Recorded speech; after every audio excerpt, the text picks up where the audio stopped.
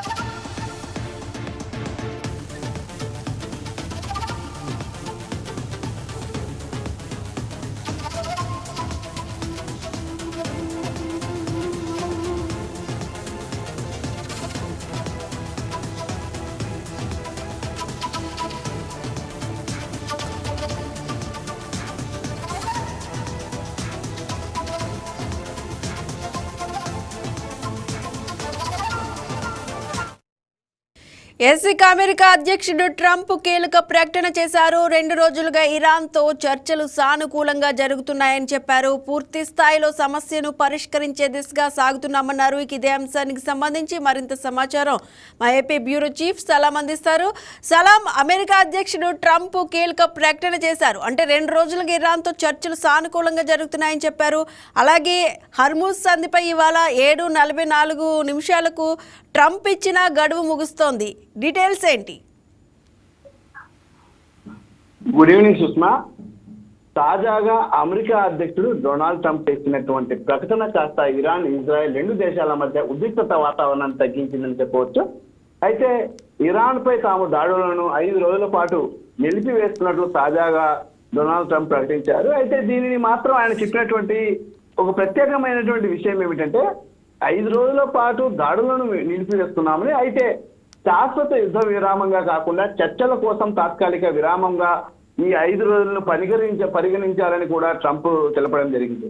అయితే ప్రధానంగా అంటే గత 2 రోజులుగా ట్రంప్ చేస్తున్నటువంటి ప్రకటనలు మనం చూస్తే ఏదైతే ఇరాన్ లో ఉన్నటువంటి హార్ముజ్ సముద్ర మార్గం ఏదైతే ఉందో ఆ సముద్ర మార్గం గుండా ముడి చమురు సరుకు రవాణా అనేది ప్రపంచంలోని అన్ని దేశాలకు సాగుతూ ఉంటుంది. ఇప్పటికే భారతదేశం ఈ విషయంలో కాస్త జరిపినటువంటి దౌత్య చర్చలు కాస్త సఫలీకృతం కావడం వల్ల అక్కడి నుండి ఏదైతే హర్ముజ్ జలసంధి గుండా మనకు భారతదేశానికి వచ్చేటటువంటి నౌకలు విజయవంతంగా చేరుతున్నటువంటి పరిస్థితి. కానీ మిగిలిన దేశాలకు కాస్త ఉద్రిక్తత వాతావరణ పరిస్థితుల నేపథ్యంలో మిగిలిన దేశాల యొక్క నౌకలు ఎక్కడికెక్కడ నిలిచిపోయినటువంటి పరిస్థితి.